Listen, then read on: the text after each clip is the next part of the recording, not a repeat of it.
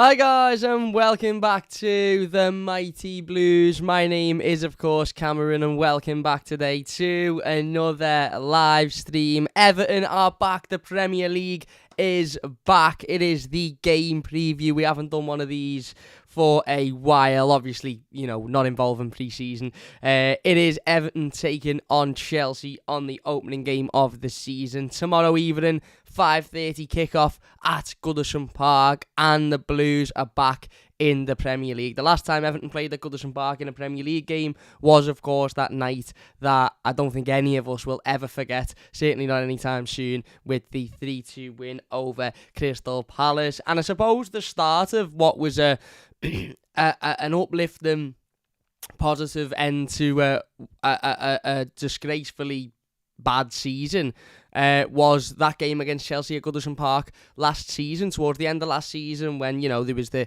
first coach greeting and the first sort of coming together by every Evertonian outside of Goodison Park before the game, which obviously transferred the atmosphere into the ground. And then from that point on, once we managed to beat Chelsea at Goodison, it became an occurrence. Then we done it for, the game against Leicester outside of Finch Farm. We done it for the game against Watford, Brentford, and then, of course, that game against Crystal Palace, which was, as I said, the one that I don't think any of us will ever forget, certainly not anytime soon. And it all started with, us coming together as a fan base and ultimately playing Chelsea in a really, really difficult time towards the back end of last season and saying, you know what, we're gonna absolutely, we're gonna turn up, we're gonna get behind the players, we're gonna get behind the manager, we're gonna get behind the club, because we needed to at that point, because it was looking dangerously likely that we could potentially go down.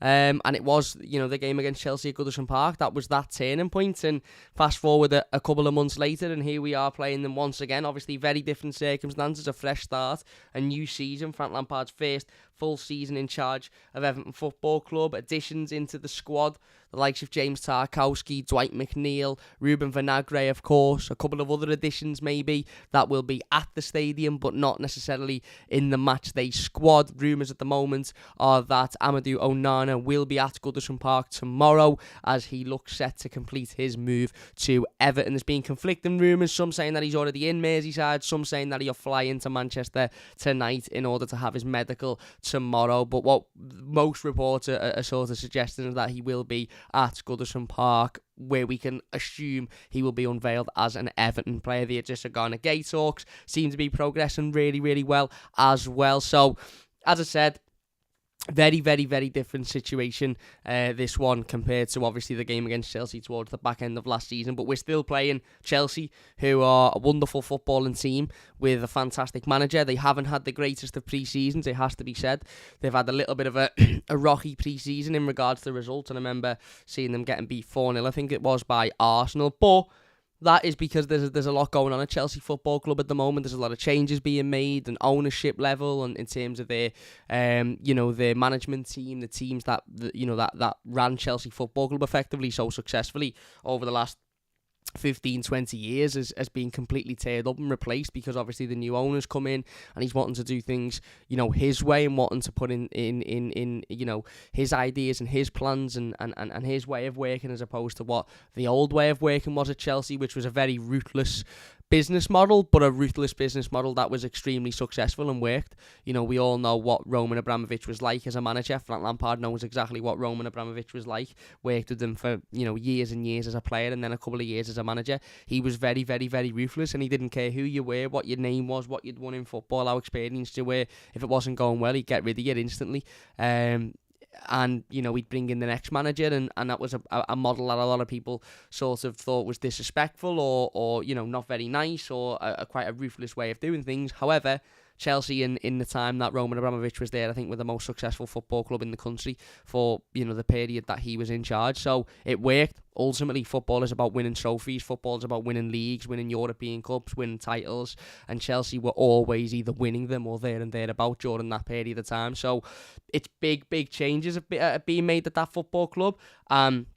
Changes that ultimately we don't know whether or not they'll have an effect on what's going on the pitch until a midway through the season, towards the end of the season, when we find out where Chelsea are up to. I actually said a few weeks ago that I think Thomas Tuchel would have been one of the first managers to have been sacked had Roman Abramovich still been in charge, because it just, again, I don't think they were where he wanted them to be at the end of last season. And I think Roman Abramovich would have had the idea of, well, if we don't win the league this season, then he'll be getting sacked. But obviously it's very different circumstances now, and I'm not saying he should be sacked, because Thomas Tuchel is a wonderful manager, but I'm just saying that's how that old regime sort of worked there. They have made a couple of decent changes, couple of decent transfers in the transfer market. They've just brought in Cucurella today from Brighton.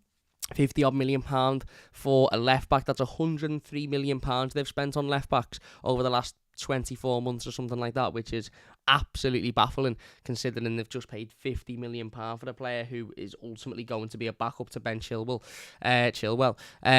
Obviously they brought Raheem Sterling in earlier on in the window, which I think is a really, really good, clever, astute signing. Premier League goal scorer, experienced. I actually think it's a really smart signing. They've brought Koulibaly in as well, who is a big, strong centre-back, physical centre-back, a player that had been linked with Everton a number of times over the years. And they've brought a couple of other additions in, young players that will certainly be able to feed off what is already an extremely talented squad. A squad with the likes of Kai Havertz in there, Mason Mount, Cesar Azpilicueta just signed a new deal today. Obviously you've got Jorginho in there as well, and N'Golo Kante. They've got a pool of genuine top class players, and let's not forget this is a Chelsea team that less than 2 years ago won the UEFA Cup, won the Champions League.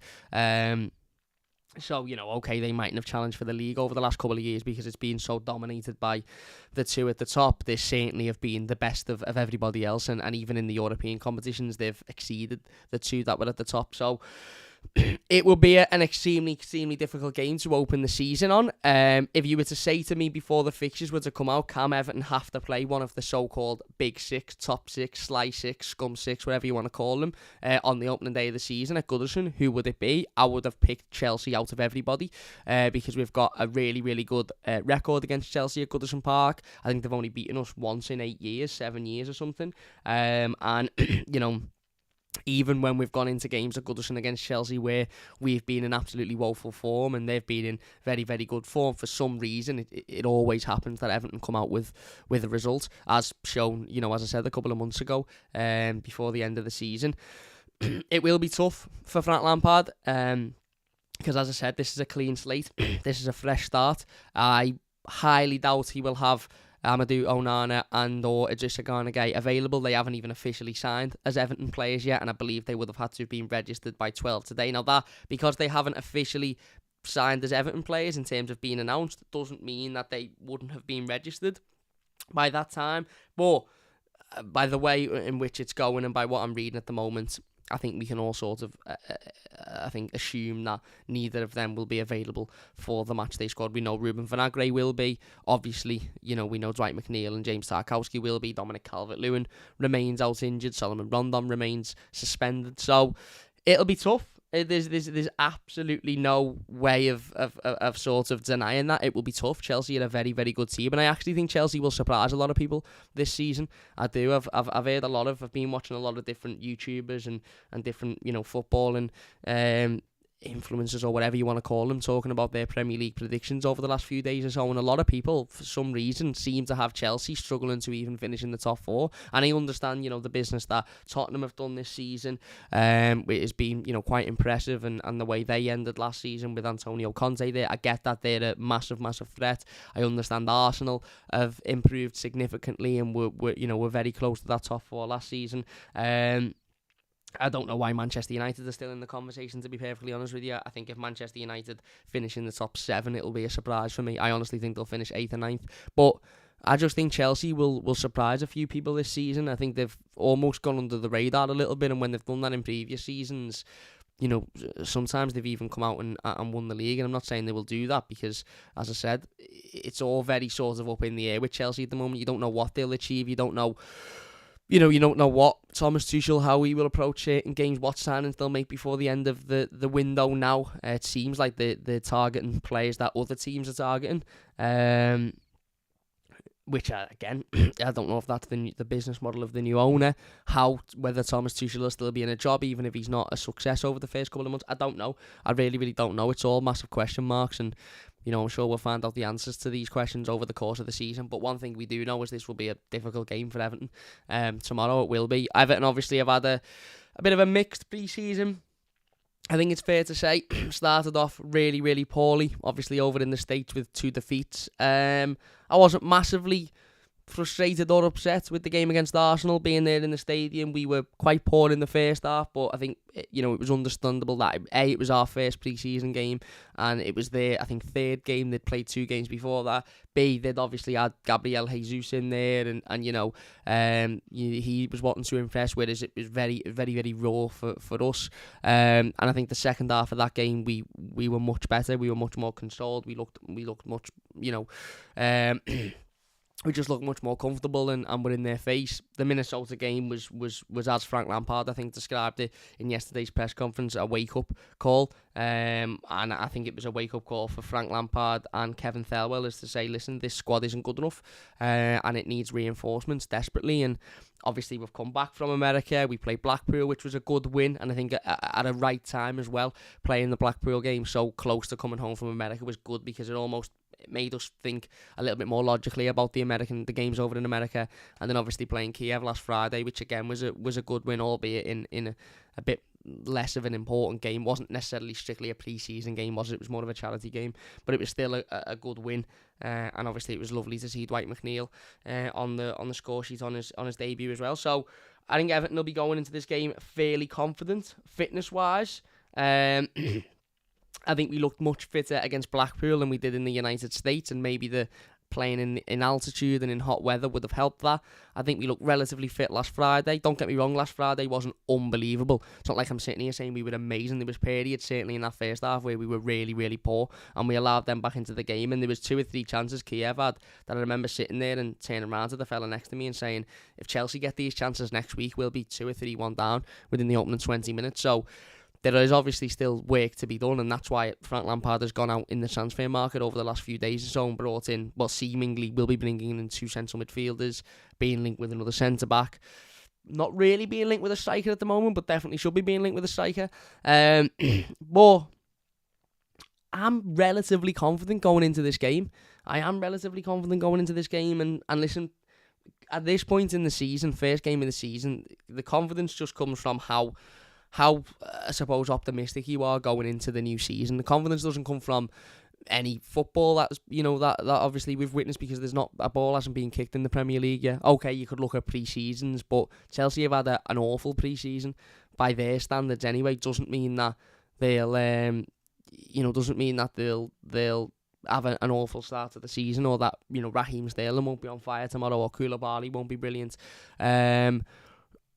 You can't go off pre-season and look at the opening game of the season and think, I'm dead confident because we were bossing pre-season. Everton were very mixed in pre-season. I think, had you said to me at the start of pre-season, right, Cam, Everton are going to have a mixed bag, I would rather the opening 2 games be the games we lost and then us improve significantly in the following 2, rather than us win the first 2 and then lose the following 2. My confidence, I suppose, just comes from, again, I said it before and I'll say it again, I'm not getting too excited over Onana until he stood at Finch Farm with the shirt. I know, a lot of reports at the moment are saying that a deal has been agreed. I know there's a lot of stuff at the moment saying he'll be at Goodison tomorrow and he's already agreed personal terms and he's already had part of his medical. I know all of that, but I'm an Evertonian, and what comes with the territory of being an Evertonian is not really believing that these players have actually signed for Everton until they're in the centre of our midfield wearing an Everton kit. However, I am suppressing that excitement, I must admit, because it's there. I'm excited about bringing in Amadou Onana, because he's exactly the profile of player that we should have been looking at. And obviously he won't play tomorrow, so it's got no relevance to this game, but in terms of the season, I'm excited, because he's young, he's 20 years old, he's 6'5". We will have to be patient with him. Of course, we'll have to be patient with him. He's only played, I think, 60-odd professional games in his career. But he's got all of the right attributes to be a top central midfielder in the coming years. As I said, big, physical, strong, fast, can pass a ball, can get forward, can bully people off of the ball. He will take time to settle into the Premier League, of course he will, and we will have to persist with him for a couple of months. But he's exactly the type of player that you want to be learning off Idrissa Gana Gueye, as I said a couple of days ago, I think is a positive signing if we've got somebody else there that can learn from him, and it seems like we have. Connor Cody, I think, would be a good signing. Again, I'm not going to talk too much about him, but I think that's where my optimism's coming from, as I think Everton have made some really smart signings. We haven't brought a player in or been linked with a player so far, certainly not in the last few weeks, where I've sort of scratched my head and gone, what the fuck are we doing? Why are we being linked with him? Tarkowski's a really good deal. I'm a big fan of Dwight McNeil. I've said that before. And I think Onana, Garner, Cody, they're all players that I think would work at Everton Football Club. I really, really do. So I suppose that's where the optimism and that's where the excitement is coming from. Obviously, it's got very little relevance to tomorrow's game because we obviously know it will only be Ruben Vinagre, James Tarkowski and Dwight McNeil who will be available for that one. But I just think there's an air of uncertainty around Chelsea at the moment. There's an air of uncertainty around the manager and his trust in the squad and the players. I think there's an air of uncertainty around the manager and his belief in the board and how well they'll do at running a football club. And there's definitely an air of uncertainty generally around Chelsea and how Chelsea will act and how Chelsea will be ran under this new ownership, because Chelsea's business model was very, very unique under Roman Abramovich, and it worked. And, will it be easy to come in, rip that up and try and change that? I don't know.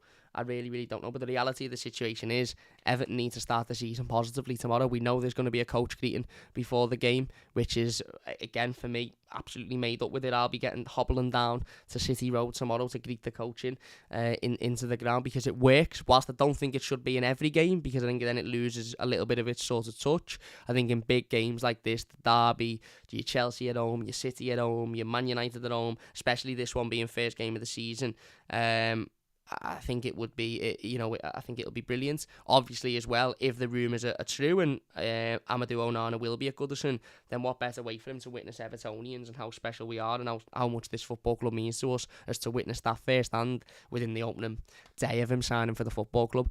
And obviously, with that coach greeting comes the atmosphere being taken into the stadium, being transferred into the stadium, which obviously will be a massive benefactor for Everton.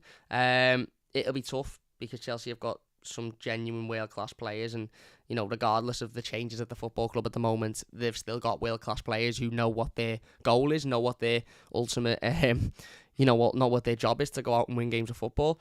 But I'm confident, and I'm always confident against Chelsea at home because they seem to be the team that we have the most success over at Goodison Park. I think with anybody, I think you can include everybody else in the Premier League. If I was to say to everybody watching now, who is the team that you feel we are the most successful against at Goodison, I think Chelsea would be well up there. Maybe Man United over recent years as well, but Chelsea, we have a really, really good record against at Goodison. And okay, this may be different because it's the start of the season and fatigue and player fitness and stuff like that. And obviously, players getting back into the swing of playing Premier League football and playing against top opposition, maybe that will be a difference maker. And I'm not by any sense of the imagination saying we're guaranteed the win because we've got a good record against them. But I just think at the minute, certainly over the last 48 hours or so, there's a lot of optimism around Everton Football Club because of some of the signings that we're making or will be making or hopefully will be making over the next couple of days. And obviously because of the faith and the trust in the manager, and I think the director of football as well is getting a lot of praise for these players that we're being linked with. So look, it will be difficult. We are going to do our predicted starting 11 in a moment, but I want to get into the live comments before we do that. It'll be interesting to see who Frank Lampard lines up with. I've got a rough idea who I think will be in the lineup, but as I said, we'll go through that in a moment. 83 people watching live. If you are enjoying it, please do hit that like button. It does only take a second, and if you are new to the channel, don't forget to subscribe. That would mean an absolute massive amount to me as well. I do apologise about the lack of season preview yesterday. Something popped up last night which I had to attend urgently, so I wasn't able to do it, but we are going to do it tonight. What I'm going to do, if this is alright with everybody, and if it's not, then please let me know. Hernandez says, will the instant match reaction and play ratings videos be live tomorrow? They will be live. They'll be live straight after the game, mate, so look out for them.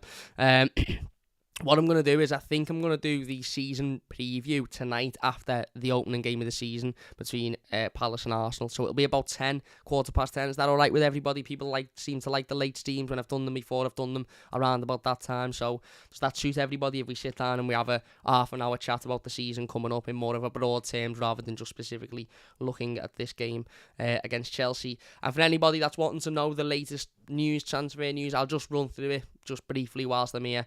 The latest on the situations was Fabrizio Romano saying, "Oh, this is great, isn't it? The way it's just Twitter's just decided to turn itself off," as I was reading something else. Fabrizio Romano saying that it's not. Let me say it. Basically, that the deal for Onana is at the here we go stage, and that he has agreed terms, and it's just the case of getting that medical done and getting those final papers signed now, which obviously is brilliant. Alan Myers reported earlier today that the Idrissa Gana Gueye deal is moving positively as well, progressing positively, and there was even more reports today about Conor Cody, but we'll talk about all of those in a separate video. Obviously, we do the transfer videos as well. So, anyway, Peter Carey is in the live comments. He says, "Come on, you Blues, up the F and Toffees, NSNO, you're late, Cam. Where are you, lad?" Sorry, mate, I was just going the toilet before the live stream to make sure I got me pre-live stream toilet breakout. It's absolutely boiling again, by the way. 12 degrees in my bedroom for some reason, which is exactly what you want. Exactly what you want on a Friday night. McCallinator says 8 minutes late, tut, only joking. Ollie says, "Reckon he'll be announced tonight if it's going to be there tomorrow." If you were to ask me when I think he will be announced, I would edge towards tomorrow morning / afternoon rather than tonight. But it might be tonight. I would just think that I think it would maybe make a bit more sense for hype reasons and for getting people up for the game if they announce them just before the game. But I don't know. Hi says Philip, "What's happening?" Wanderer says, "Come on, Everton, do the business," is right. Anne says, "I hope Tarkowski snaps Ben Chilwell." Star Wars says, "Out of the strikers you could get, who would it be?" Because I would try and get Belotti. For me, Brozier on loan. For me. Alright, Cam, what a signing that is. If Onana just Gueye now on a striker, then I think we've been a successful transfer window. I think what I would say is if we managed to bring in Onana, Gana Gueye, Conor Cody, who I really like. I know there's a lot of Blues that don't like him for various different reasons, but I think he'd be a great signing on loan for the season. Leader for the start, and the defensive positioning is very good. And a backup striker, whether it be Brozier or somebody else, to add to Tarkowski, Vinagre, Dwight McNeil. I think that would be a really successful transfer window, considering what our expectations were going into the window. For the free, says Star Wars, David says, "No Rondon tomorrow." No, he is suspended. Obviously, he got that red card against Brentford, so he missed Palace, he missed Arsenal, and he misses tomorrow, and then he's back for the game against Villa. Whether or not he'll be playing, hopefully we don't need him to, because hopefully we've signed the striker by then. Paul says, "Cam, I'm so excited to say I'm going to the match tomorrow. I haven't been for at least over 25 years. Is right, Paul. Hope we get a win. I hope we do get a win, mate, for you. And for all of us, really, but that's absolutely amazing. Peter's going for 2-1 Everton, is right. Colin says, "Hope your foot's okay today, Cam." It's getting better. It's getting better. It still looks like a balloon, and it's still incredibly swollen, but it's getting less painful to walk on now. It's just the hay fever today, to be honest with you. It's something new every day. Hopefully your foot is good enough to let you go to the football, says Wonder. I'll be there, mate. Listen, my foot could be severed, mate, and I'd be at the footy tomorrow, without a shadow of a doubt. Liam says, "Up the F and Toffees, Onana, what a class signing he's going to be. Got to be patient with him, but he's got a very high ceiling." Absolutely, my mate. Also, on the road to 7k, Cam says, "Same old Everton." Yes, we are something like 40 odd subscribers. I think it might even be less, 36 subscribers away from 7,000. So if you could hit that subscribe button if you're new, please do so. It only takes a second. And says they've put an 80 million bid in for Fofana and apparently ready to go higher. Listen, I like Fofana. I think he's a really, really good player. But from what I've read about Leicester's financial issues at the moment, I'd be snapping their hands off for that price, mate. 2-2 draw, says Damien. Wonderless going for 1-1 or 2-1 in either way. One way buzzing, says Jack the lad is right. Didn't get the paperwork in quick enough for them to register for tomorrow. But we don't know that officially, but that's the assumption at the moment. Sub and like people, 7k close, says Peter is right. Damien says Aguero said yesterday that he thinks we could be the surprise of the season. Did he? Sergio Aguero? He's right, Sergio, lad. Does he fancy coming in and doing a few months at striker? I know he can't because he's got heart problems and stuff, but he'd still give us more than what Rondon does. Oh, nah, says Dan is right. Jack the Lad says, ridiculous that some of the predictions, can't wait to laugh at all the negative bumps that ain't 11. It's just, listen, it's easy, isn't it? It's easy to look at Everton and go, didn't do well last season, barely survived, lost Richarlison. That ultimately means they'll struggle this season. And listen, they may be right. They may, in very broad terms, they may be right. I don't think they'll be right, and hopefully they aren't right. But it's easy. It's like this is why I don't do Premier League predictions, because A, I don't know enough about all of the teams, and B, I've seen a lot of Premier League predictions over the last couple of days who have just said, oh, yeah, the 3 teams that'll go down will be the 3 teams that come up. And I just think, well, are you disregarding Brentford, who I think are in trouble this season? Southampton, who I think are in trouble this season? Leeds, who I think are in trouble this season? Many people would say Everton are in trouble this season. It's just easy to say, oh, it'll be the 3 that come up that'll go back down. I don't think it will. I think maybe 2 of the 3 will go back down, but I don't think all 3 will go. Anyway, I digress. Philip says yes. Thomas says course, lad. Nicholas says yes. Londoner says like them even more. I'm 3 hours earlier than you, so it's 12:30 p.m. right here now. Late ones are the best, says Peter. Everybody seems to love the late live stream, so we will be back tonight after this stream at around about 10 o'clock after the Arsenal game to do our season preview. And obviously, if we announce Onana or Garner or Sergio Aguero, we'll be doing a live stream then as well, no matter what time it is. Anyway, let's get into our predicted starting 11. The first predicted starting 11 of the 2022-2023 Premier League season. I don't think it takes a rocket scientist to be able to predict what Frank Lampard is going to go for tomorrow. I think we'll see a 5/3 at the back, whichever way you want to call it. I think we'll see Jordan Pickford starting in goal, and rightly so. Had a mixed pre-season, I think, a little bit like Everton. Made a couple of mistakes that you don't expect Jordan to make, that you expect better from. However, if that means he's got them out of his system in pre-season, then I'm absolutely okay with that. Made a really, really good save against Kiev to deny that free kick. I can't remember who was that hit the free kick, but they hit it at about 12 miles per hour. And he made a really, really good save for that. Jordan will be in goal, of course. The manager did confirm that Asmir Begovic looks set to be available for the game, obviously after being sent home from the American tour with an injury. I believe Asmir Begovic is incredibly ahead of schedule as well, so that's good. That's good that he's back and he's fit, but if we're being perfectly honest, it's going to be Jordan Pickford starting in goal. I am going for the back 5. I'm going for Vitaly Mykolenko at left wing back. Again, really, really impressive pre-season. I think he was brilliant against Blackpool. Obviously, his goal was absolutely fantastic, but his overall play as well as defending, his positioning, I think he's really sort of settling into that full-back, wing-back sort of position now. And of course we've brought Ruben Vinagre in there who can play in that position as well and give him a little bit of cover. But I think Vitaly has been absolutely faultless really for not only pre-season but for the last month or 2 of the season. He was absolutely faultless as well. Right wing-back, I'm going for Nathan Patterson. Again, pretty self-explanatory, really. Played every pre-season game for Everton. Once again, improved massively over the course of pre-season. I think he was really, really poor over in America, especially that game against Minnesota. But then we come home and against Blackpool, he was on fire. And I think he looked really positive against Dynamo Kiev as well.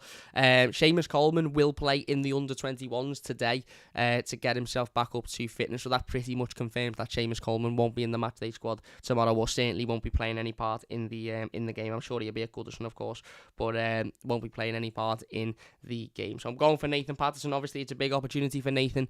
First proper Premier League start for Everton. First Premier League start, actually, I believe, for Everton. And an opportunity to test himself against some of the best forwards in world football. It will be difficult for him, of course it will be, but I think this is his time now. He's had enough of a pre-season. He's had enough time to sort of get to grips with Premier League forwards. He trains with them every single day, albeit okay, maybe not at the level of Chelsea's, but again, this was always going to be the season that Nathan Patterson broke into the team and solidified himself as Everton's number 1 right back. And this is a perfect opportunity to do so tomorrow. Centre-backs, I'm going for James Tarkowski, Yerry Mina and Ben Godfrey. We haven't really seen that partnership too much over pre-season. Obviously, we've seen Michael Keane in there an awful lot. We've seen Mason Holgate in there an awful lot. But this is a simple one for me. I think the three best centre-backs clearly at the moment are Tarkowski, Mina and Godfrey. Tarkowski ultimately has to start because he's been absolutely phenomenal in pre-season. Yerry Mina, I think Yerry Mina's been managed really, really well over the last couple of weeks, in terms of his game time and not giving him too much game time and not playing him too much. And as I said, the manager confirmed that he is fit, so he will be in there tomorrow. And then, of course, Ben Godfrey in there as well. Maybe you go with Keane over Godfrey just for the height. But I'd rather have Godfrey in there because you've already got two really tall centre-backs in Tarkowski and Mina. Midfield then, obviously I'm going to go for a midfield two. I am going to go with Abdoulaye Doucouré as one of the two. Again, I think it will help Abdoulaye Doucouré massively, given that we look to be bringing in Onana and Idrissa Gana Gueye. I think it allows him to have a couple of other players that can do the roles that he can do and take a little bit of pressure off him as well. It will also maybe allow Abdoulaye Doucouré to be able to use himself, or Frank Lampard to be able to use Abdoulaye Doucouré as more of a forward-thinking box-to-box midfielder, somebody that can get forward, that can score goals, that can be involved at the other side of the pitch, because we know he's capable of doing that. He showed at the beginning of the last season he's capable of doing that, but we just didn't see it enough because of the desperate need for him to be a defensive sort of, Idrissa Gana Gueye type of midfielder, because we didn't have anybody else that could do that role. So, we sort of lost out on seeing him as an attacking, midfielder who can score goals and get into the box-to-box. Next to him's difficult because typically I'd say Alan, but we haven't seen anywhere near enough of Alan in pre-season to suggest that he's ready to start this game. Tom Davies is out with an injury, I believe. Andre Gomez isn't very good, and I think still might be out with an injury as well. I'm going to go with Iwobi.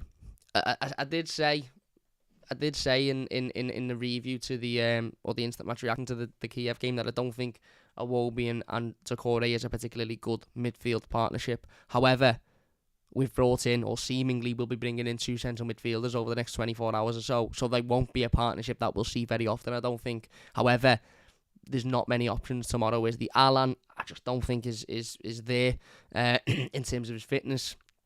And as I said, Tom Davies is out injured. Gomez is either potentially injured or just not very good. You could maybe argue putting somebody like Godfrey in there and then having a Keane or Holgate at centre-back instead, but that isn't going to happen. And it's, the likes of Lewis, Warrington, etc., they're not going to start either. So, I'm going to go with Iwobi in there. Again, I'm not a massive fan of him as a centre-back, but what he will give you, centre midfielder, sort of strictly, but what he will give you is he'll work hard, he'll run round, he'll battle, he'll fight, he'll pick the ball up, and he'll work his arse off, and I think Alex Iwobi had a really, really, really good end to the season. Really, really picked himself up, and I think he'll be happy to do a job there, albeit it's probably not his best position. And then from three, I'm going for Anthony Gordon one side. I'm going for Dele in the number 9, false 9, striker, whatever you want to call it, and then I'm going for Demarai Gray on the either the right or the left. Now, a big part of me wants to start Dwight McNeil because A, I think he's brilliant. B, he scored a couple of goals the other day, obviously, and I think that will have done him the world of good. However, I think realistically, this is a predicted starting 11 rather than a preferred starting 11. I think realistically, you're more likely to see Gordon and Gray either side of the striker, which will be Dele, than Dwight McNeil. Maybe you'll see Dwight McNeil coming on after 50, 60 minutes, see what he can do, see if he can sort of make an impact and then force his way into the starting 11. But I think we're more likely to see Gordon, Gray and Dele. And I think it'll be really, really interesting to see Dele in there as well. I personally, and I said this a few weeks ago before Dom got injured, before we brought in Dwight McNeil, but I said I think Dele's best position is that false 9 behind the striker. I don't think he's got enough pace or stamina to play on the wing. And I think when he's on either side of the wing, I think it nullifies him because he's almost forced to go one way or the other. Whereas when he's playing through the centre, he can go any way he wants. He's got options there. He's good with the ball at his feet. He can dribble. He's a goal scorer. He can get in behind the defender as he showed against Blackpool. And And I actually think he's played his best football, albeit it's only been brief spells. But I think he's played his best football as a sort of number 9 centre forward since he's been at the football club. I think I'm going to sneeze, so I'm just trying to get rid of that. There you go. So yeah, I think it'd be really, really interesting. And then you've got options. You've got the likes of Dwight McNeil that could come off the bench, Ruben Vinagre that could come off the bench, of course, as well as a couple of other players, a couple of other young players. So yeah, it'll be interesting. It'll be certainly interesting. It would have been nice to get the deals for Onana and Gay over the line in order for them to play some part in tomorrow's game. Again, we don't know for definite that isn't the case, but we can assume that isn't the case. But this will be tough. Regardless, this will be tough because Chelsea are a very, very good side. However, I think all we can do is get there, get the ground before the game if you can. If not, get in the stadium, just make as much noise as possible. And, you know, as hard as it will be, because the last few months of the season was absolutely terrifying, maybe try and put ourselves in that mentality of we need to fight for these players, because even though it's the first game of the season and it's a fresh start and this game doesn't mean anywhere near as much as the Palace game did or the Brentford game did, if we can put ourselves in that mentality, I think the players will react at that as well. So yeah, there you go. That is my predicted starting 11. Let us know your thoughts on it in the comments section down below. Do you agree with it? Do you disagree with it? Let us know in the comments. David Grundy says, good, there's a new physio, Mina won't be injured, after lad. I don't necessarily think Mina's injuries all come from the physio, to be honest. I think that's a little bit harsh on the physios. But hopefully it improves his injury record. I will say that. Jack the Lad says, defence reinforcement, midfield reinforced, only one place now. Wunderler says, we need to fight for them. They need to fight for us. Spot on. Spot on. Flash says, if Frank wants to call in some favours from Chelsea, how about loaning Werner up front? He's capable. I would be all over that, mate. I'd be absolutely all over that.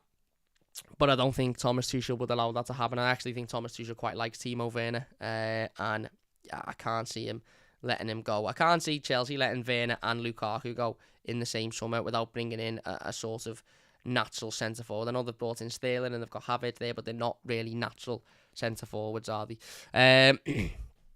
Where are we? Mike says, looks like we'll be stronger in defence / midfield. I think Frank's hanging his hat on Chelsea striker loan deal and Billy Gilmour.